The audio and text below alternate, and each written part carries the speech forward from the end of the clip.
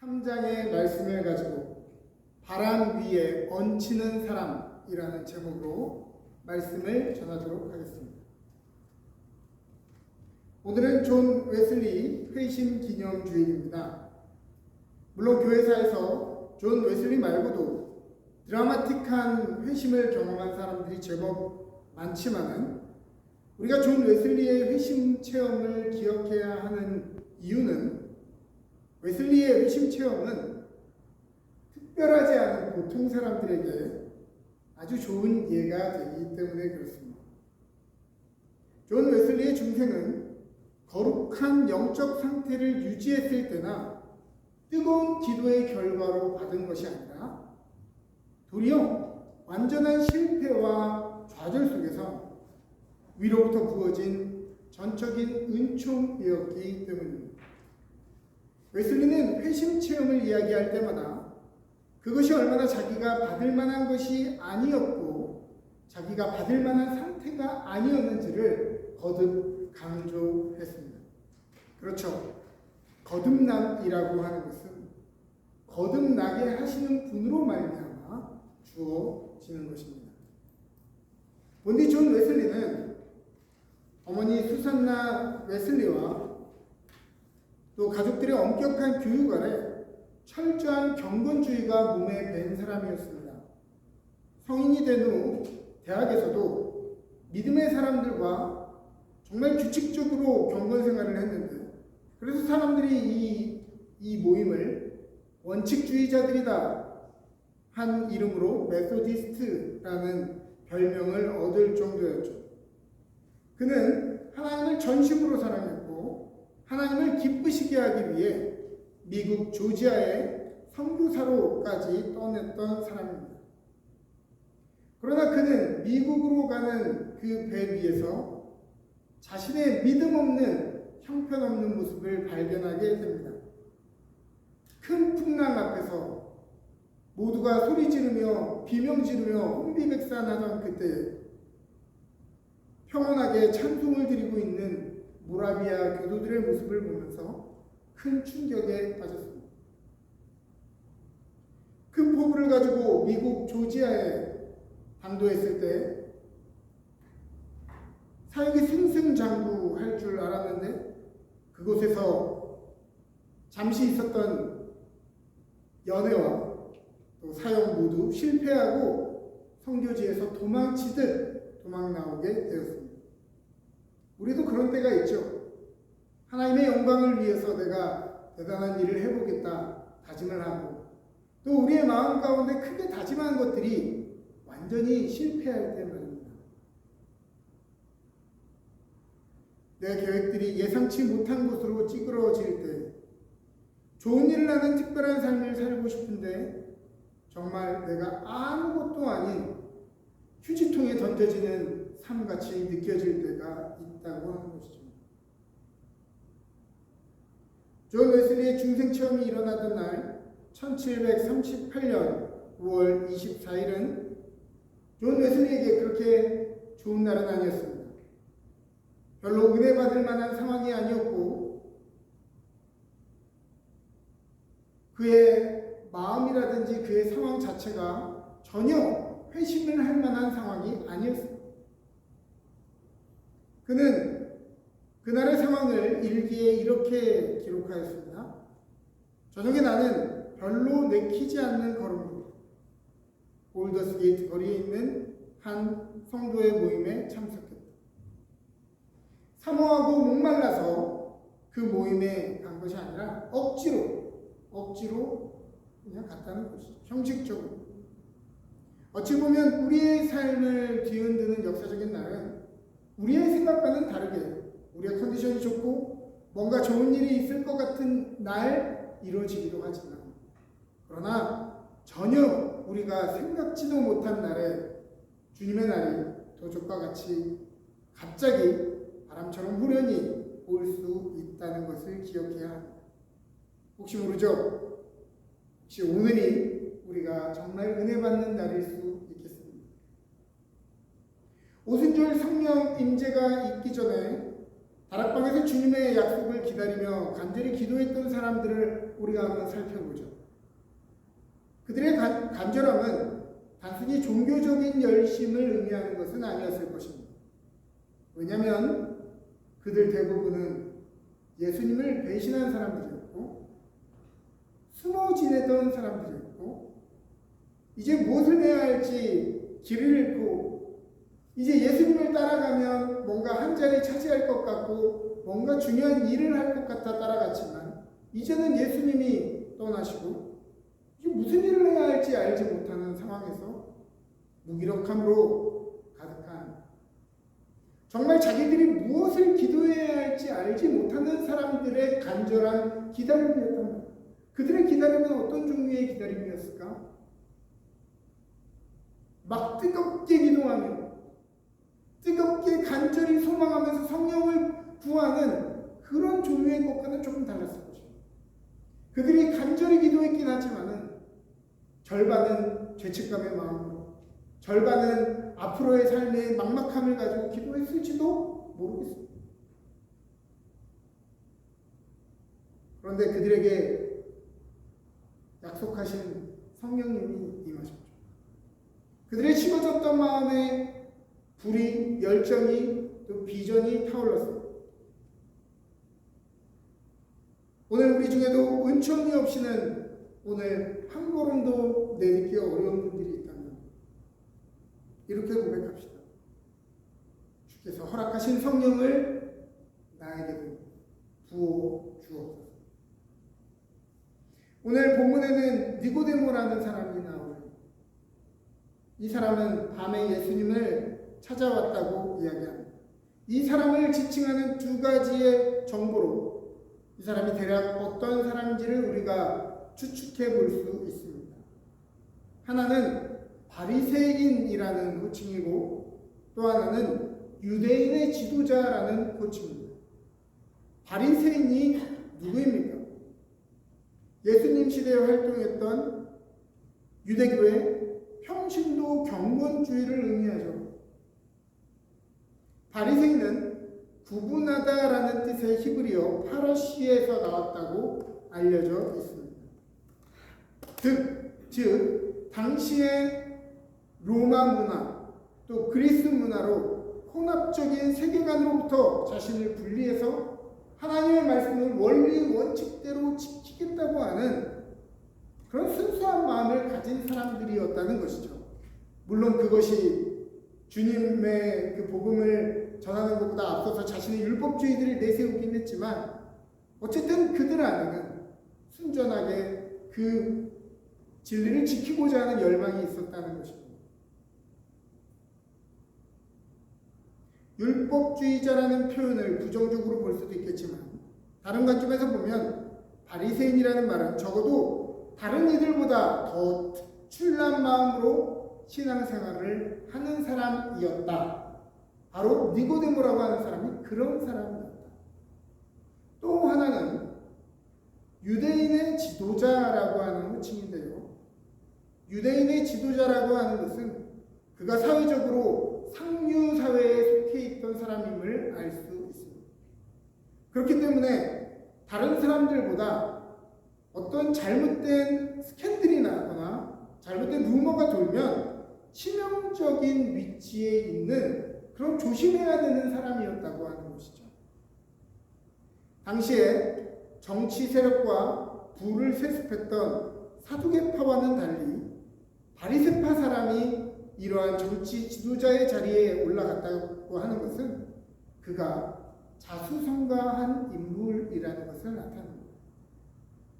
자수성가한 사람들의 공통적인 특징, 그런 사람들을 여러분들이 이렇게 대화할 시간들이 있었는지 모르겠지만 맨바닥에서부터 성공했던 경험이 있는 사람들은요, 듣는 것보다 가르치는 것이 더 쉬운 사람들입니다.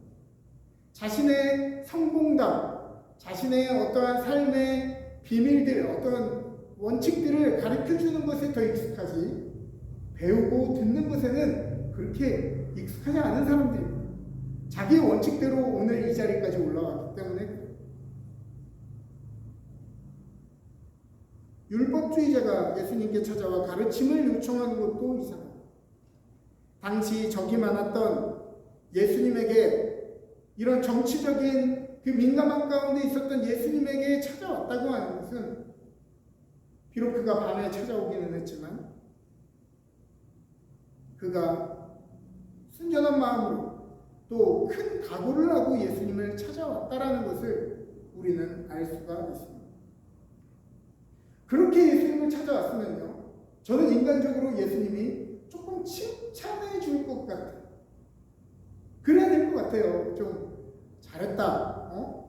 그래도 네가 배우려고 이렇게 하는구나. 귀하다. 이렇게 말씀을 하실 줄 알았는데 예수님이요, 이 니고데모는 예수님의 그 말씀과 기적을 보면서 당신은 하나님의 사람입니다 이렇게 얘기하는데 예수님이 너무너무 매몰차게 얘기하십니다. 사람이 거듭나지 않으면 하나님의 나라를 볼 수가 없다. 지금 좋은 마음으로 들으려고 온 사람한테 예수님 너무 잔혹한 얘기를 하시는 거예요. 너가 아무리 하나님의 나라를 이야기하려고 해도 거듭나지 않으면 내가 얘기하려고 하는 게 뭔지 이해하지 못할 것이다.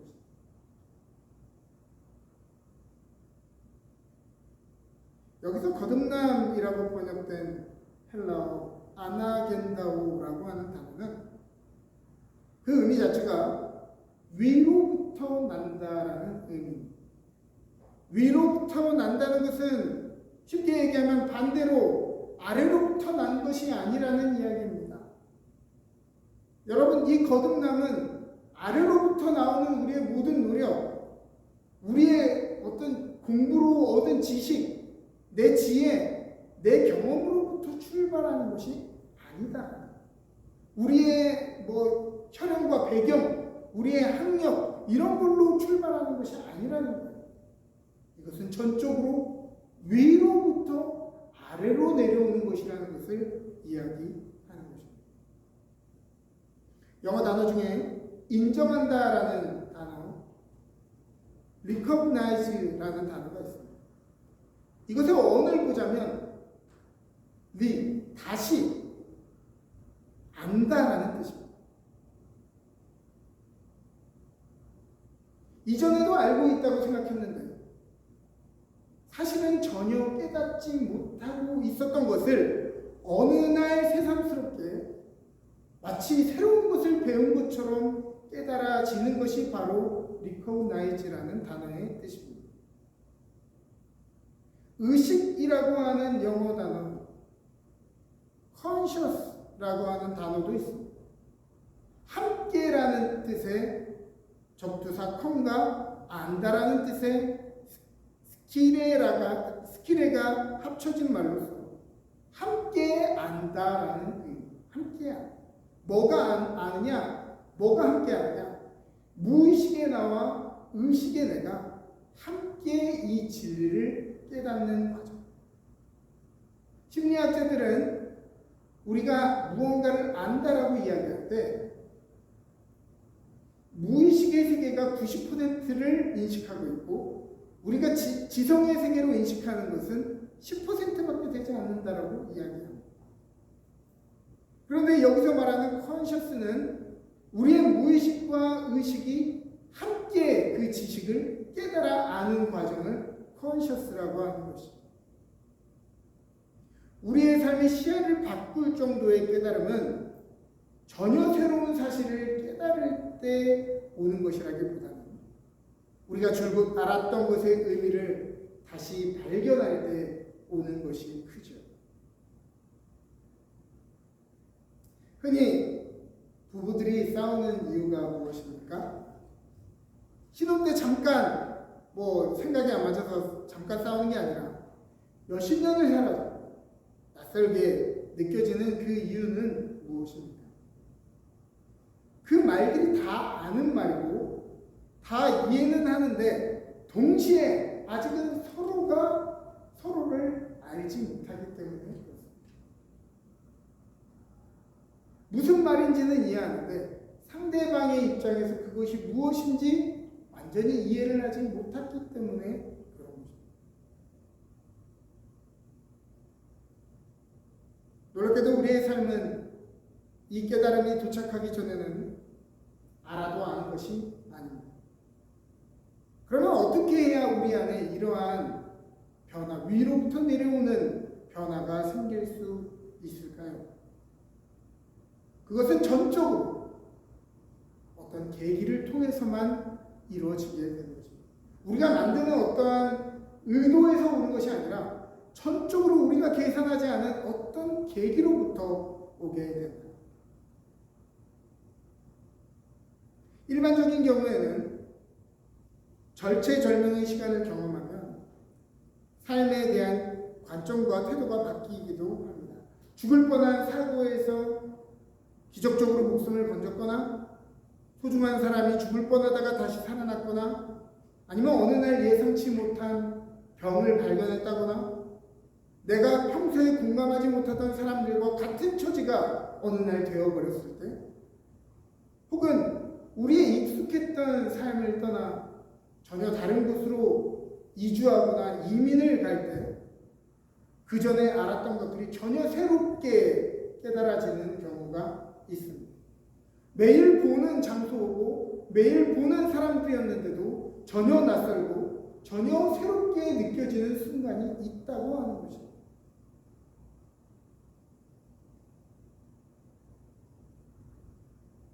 그러나 이것들도 어떻게 이것이 찾아오는지 특정화시키기는 어렵습니다. 만일 이러한 전환의 계기가 있다면 그것은 우리가 의도한 삶의 결과가 아니라 아나겐다오 위로부터 우리에게 내려진 것이죠. 일반 학문적인 용어로 일반 사회에서 어떤 용어로 쓰인지 다 열거할 수는 없지만 적어도 신앙에서만큼은 이 현상을 뭐라고 부르는지 우리는 압니다. 그것은 바로 거듭남, 중생, 회심과 같은 말이죠. 저는 이 회심이라고 하는 영단어가 리제너레이시라는 것에 너무 놀랐어요. 제너레이시 뭡니까? 발전기를 돌리는 것이죠. 뭔가 에너지를 돌리는 것 아니겠습니까? 생성해내는 것 아니겠습니까? 근데 리제너레이트, 다시 생성, 다시 우리 안에 삶의 에너지를 생성해내는 것, 그것이 바로 중생이라고 하는 것입니다. 거듭남이라고 하는 것은 뭔가 다른 관점을 가지는 것 정도가 아니라 우리의 삶을, 정말 우리의 삶에 잃어버렸던 에너지를, 열정을, 사랑을 다시 리제너레이트 할 수 있는 것이 바로 중생이다. 그러므로 사랑하는 여러분, 오늘 다시 한번 새롭게 거듭나기를 위하여 여러분 기도하시기를 바랍니다. 존 웨슬리는 그날 밤 일을 일기에 이렇게 적었습니다. 저녁에 나는 별로 내키지 않은 걸음으로 올더스게이트 거리에 있는 한 신도에 참여하였는데 거기서 한 사람이 루터의 로마서 서문을 읽고 있었다. 8시 45분경에 그 사람이 그리스도 안에 있는 믿음을 통해 하나님께서 마음의 변화를 일으키시는 일을 설명하고 있었다. 그때 나는 내 마음이 이상하게 따뜻해지는 것을 느꼈다. 나는 내가 그리스도를 신뢰하고 있으며 구원을 위해 그리스도만을 믿고 있음과 내 죄를, 아니 내 죄까지 다 거두어 가시고 나를 죄와 죽음의 법에서 구원하셨다는 확신을 얻었다. 웨슬리는 말씀을 듣는 중에 성령에 사로잡혀 마음의 따뜻해짐을 경험했습니다. 어떤 사람들은 성령 체험을 하면 뜨겁다라고 표현하시는 분들도 있습니다. 너무 주체 못할 만큼 뜨겁다. 그러나 성령님은 그러한 방식으로만 임하시지는 않습니다. 오늘 존 웨슬리처럼 마음이 헛헛하고 비어있는 완전히 무너지는 사람에게는 따뜻한 음성으로, 따뜻한 위로로, 또 따뜻한 격려로 만나주시기도 하고, 저 같은 경우에 성령 체험을 했을 때는 저는 이때까지 조합되지 않았던 수많은 궁금증들과 답답함들이 그 성령 안에서 뻥 뚫려지는 하나로 하나로 이해되어지는 어떤 시원한 그 성령님을 경험했죠. 그러니까 성령님이라고 하는 것은 성령님을 경험하는 것은 뜨겁다, 아니면은 시원하다, 하나로 규정할 수 있는 것이 아니라 다양한 경험을 할 수 있는 것입니다. 그런데 제가 방금 전에 읽었던 이야기 중에 뭔가 새로운 이야기가 있습니다. 존 웨슬리가요, 공부 많이 한 사람이죠. 어려서부터 교리 교육을 어머니한테 받은 사람한테 매일 이 내용을 몰랐을까요? 모르는 걸 깨달아가지고 지금 이 사람이 막 마음의 변화가 일어났을까요? 지금 우리가 읽어도 다 아는 내용 아닙니까? 이 중에 새로운 내용 어디 있습니까? 내가 그리스도를 신뢰하고 있으며 구원을 위해 그리스도만을 믿는 것. 여러분 그렇게 고백하시죠. 내 죄를 다 거두어가시고 나를 죄와 죽음의 법에서 구원하셨다는 확신. 여러분 이 내용 중에 어떤 것이 새롭냐는 말입니다. 하나도 새롭죠. 그런데요, 존 웨슬리는 그날 밤 그것이 너무도 낯설게 느껴졌던 거예요. 존 웨슬리에게는 그것이 너무도 새롭게 느껴졌던 것입니다. 그리고 그의 삶의 전환점이라고 부를 만큼의 은혜를 경험했던 것이죠. 제가 이전에 트레스티아스에 제가 가서 경험했던 이야기를 하지 않았습니까? 제가 좀 영적으로 많이 지쳐 있었던 때에 그 모임에 참여했습니다. 뭔가 새로운 은혜를 구하면서 말이죠. 이튿날 저녁에 십자가의 밤을 가지고 다 갑자기 불러가지고 지하로 내려가는 거, 다 이렇게 십자가에 이렇게 촛불을 이렇게 껴놔가지고 그 초로 가면서 과거의 죄도 회개하고 그런 우리가 예전에 해봤을 법한 그런 퍼포먼스였어요. 근데 노래가 나 같은 죄인 살리신 주은혜 놀라와 그 음악이 흘러나옵니다. 너무도 놀랬던 거예요. 너무 선량하고 너무 존경스러운 장로님, 권사님들, 그 섬겨주시는 스태프들이 나 같은 죄인 살리신을 부르면서 가슴을 막 움켜잡으며 막 치면서 나 같은 죄인 살리신 주은혜 놀라워 그 찬양을 그렇게 눈물을 흘리면서 부르는 장면을 본 거예요. 너무 충격적이었어요. 내가 이 모르는 찬양가 나 같은 죄인 살리신 주은혜 놀라워 이 고백을 모르는 것도 아닌데 너무도 새롭게 느껴졌던 거예요.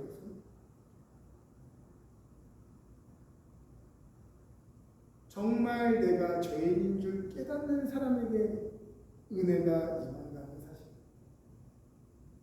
주님의 그 놀라운 사랑 앞에 내가 얼마나 죄인인 줄, 나는 죄인인 줄 안다고 했는데 모르고 있었다.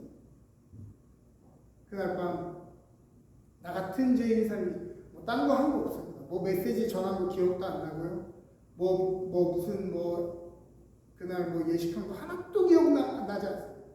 나 같은 죄인 살리신 그 노래만 부르면서 펑펑 울었던 기억이 납니다. 나는 이미 알고 있었고 나는 그것을 깨닫고 있었다고 생각합니다. 사실은 전혀 알지 못했다는 것을 깨달을 때 우리는 위로부터 내려오는 아나겐다오의 은총을 경험하게 되는 것입니다.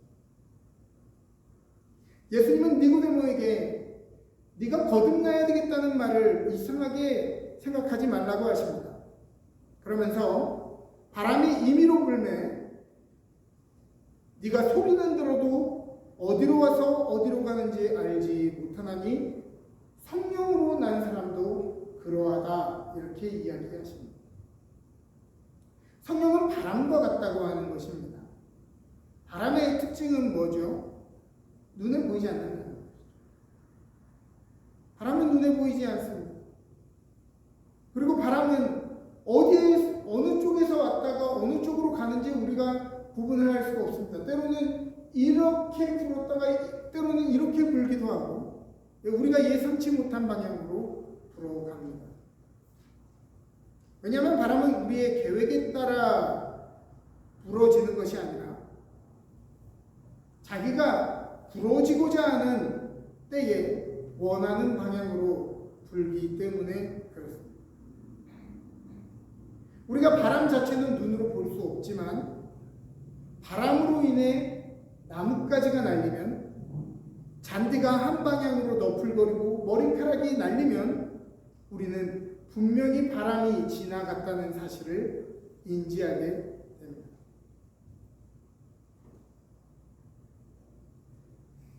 성경에 예수님의 부활의 이야기가, 부활의 증언이 나오지만은 거의 대부분의 사람들은 예수님의 부활을 직접 보지 못했습니다. 그러나 예수님의 죽음 앞에서 비겁하게 도망쳤던 이들이 예수님을 봤다고 얘기하고 부활의 증인되는 모습을 보고 난 뒤에는 예수님의 부활이 아니고서는 저들이 저렇게 변할 수 없다는 것을 보게 된 것이죠. 바람을 직접 눈으로 볼 수는 없지만 그것이 지나간 자리를 보며 바람이 지나갔다라고 하는 것을 아는 것입니다. 미디안 광야에서 모세가 불타는 떨기나무에서 하나님의 음성을 들었을 때 그것은 모세가 바랬고 계획했던 현상이 아니었습니다. 모세는 전혀 당혹스러운 이 상황 앞에서 지금 내 앞에서 말씀하시는 이 하나님의 이름이 무엇인지를 물어봅니다. 사람들에게 내가 누구를 만났다고 이야기할까요? 그러자 하나님이 이렇게 얘기하시죠. 나는 스스로 존재하는 자다. 이름이라고 하는 것은 그 존재의 어떠한 특징을 규정합니다. 코끼리라고 우리가 이름을 붙였을 때 코끼리는 코가 길다는 뜻을 담고 있습니다. 기린이라는 이름 안에는 목이 길다라는 의미가 담겨져 있습니다. 그래서 그 이름만으로도 그것의 속성을 알 수가 있죠. 모세는 하나님의 속성을 물어본 것입니다. 하나님을 어떤 분이라고 내가 규정하면 좋을까? 그러자 하나님은 나는 스스로 있는 자다. 다른 말로 이야기하면 나는 스스로 있고자 하는 방식으로 존재하는 자다. 나는 내 맘대로 임하는, 나는 내 맘대로 존재하는 자지 네가 나를 규정할 수 없다라고 하는 뜻이죠. 우리가 흔히 하나님의 이름을 여호와 하나님, 야훼 하나님이라고 부르는 것은 사실 이름이 아니죠. 그것은 나는 스스로 있는 자다라고 하는 이 앞자를 따서 요드, 해, 와우, 해를 그냥 모음을 넣어서 읽은 것이 여호와, 야훼인 것이죠. 그래서 하나님의 이름이 아닙니다. 결국 하나님은 스스로 있고자 하는 방식으로 있으신 분이십니다. 그렇죠. 바람은 우리가 원하는 대로 조종할 수 있는 그러한 존재가 아닙니다. 성령은 우리의 마음대로 예측하고 우리의 마음대로 사용할 수 있는 존재가 아닙니다. 모세는 이전에는 자신의 계획과 열정으로 주도적인 삶을 살았던 사람이지만 그가 부름을 받고 이스라엘 민족을 이끌 때는 철저히 수동적인 사람입니다. 그전엔 자기가 계획해서 앞으로 나아갔던 사람이었다면 이제는 구름기둥이 움직이면 움직이고 불기둥이 움직이면 움직이고 사람들이 리더에게 그런 요구를 많이 합니다. 어떻게 할까요? 내일은 어떻게 할까요? 내일은 어디로 갈까요? 얼마나 많이 물어봤겠어요. 모세. 우리가 여기 정착한 지 1년이 넘어갔는데 왜 이게 변하지 않습니다. 우리가 이곳을 왜 떠나지 못합니까? 얘기하고 싶겠죠. 그 이유가 있다. 말하고 싶겠죠. 근데 모세는 몰랐어요. 왜요? 바람은 임의로 부는 것입니다. 하나님의 인도하심은 임의로 임하는 것이기 때문에 그렇습니다. 뱃사람들에게 바람이라고 하는 것은 생사가 오가는 중요한 수단입니다. 그런데 뱃사람도 바람이 언제 불어오는지, 어디서 불어오는지 다 알 수가 없죠. 그러나 바람이 불면 어디서부터 와서 어디로부터 가는지 알 수는 없지만 바람이 불면 이들이 하는 것이 있습니다. 그것은 바람을 거스르지 않고 바람을 타고 배를 운전해 나아가는 것을 배웁니다. 바람이 역풍이든 측풍이든 그것이 문제고 염려거리라고 이야기하지 않습니다. 왜냐하면 바다에서 바람은 그런 것이기 때문에 그렇습니다. 한 번도 문제였던 적은 없어요.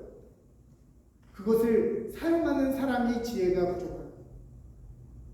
그래서 바다 사람들은 바람이 어느 방향으로 오든 그 방향으로 돛을 움직여서 배를 나가게 하는 법을 연습했습니다.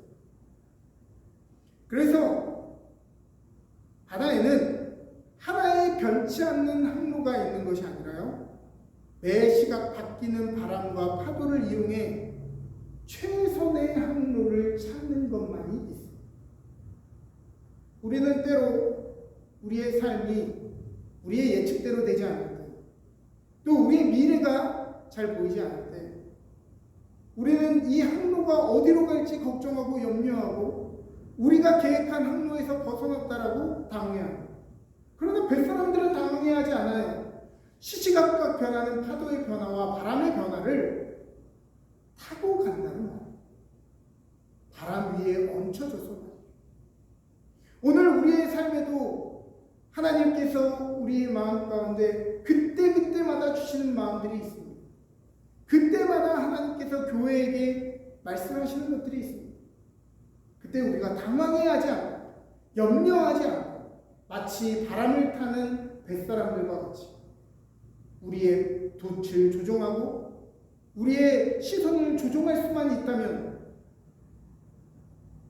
그 변칙스러운 바람은 우리에게 문제가 아니라 우리의 힘과 능력과 동력이 되어지는 것입니다. 이전에 웨슬리의 삶이 하나님을 위해 사는 삶이었다. 이제 중생의 경험 뒤에는 나는 죽고 나는 숨겨지고 오직 하나님께서만 높임 받으시는 삶, 나는 죽고 하나님만 내 안에 사시는 삶을 살게 된 것입니다. 성령으로 난 사람도 이와 같습니다. 성령께서는 우리의 삶에 언제 어떠할 때 우리의 삶에 말씀하시고 오시는지 우리는 다 알 수 없지만 그 바람을 거스르지 않고 그 흐름에 순종하며 우리의 삶을 맡기는 것입니다. 사랑하는 여러분, 오늘 이 시간 바람과 같이 호련히 임하시는 성령께서 우리의 속사람을 깨워주시도록 기도하십시오. 내가 알고 있는 줄 알았지만 전혀 알지 못했던 것들을 깨달아 알 수 있는 은혜가 있도록, 그런 은혜가 호련히 우리의 삶에 임하도록 우리가 간절히 기도하자는 것. 우리가 수많은 성경의 지식들과 교리를 배웠지만 깨닫지 못했던 은총들을 발견하는 시간 되게 해달라고 기도해야 하겠습니다. 푸뉴마, 그 생명의 호흡이 오늘 한숨 쉬고 숨 막히는 우리의 삶에 숨통을 트이게 해 주시기를 우리가 함께 기도하면서 성령님의 임하심과 성령의 역사하심을 바라보는 귀한 시간 되었으면 좋겠습니다. 이 시간 그 은혜가 우리 각 사람에게 임하기를 원하는 마음으로 주님의 몸과 주님의 피를 받는 시간 갖도록 하겠습니다.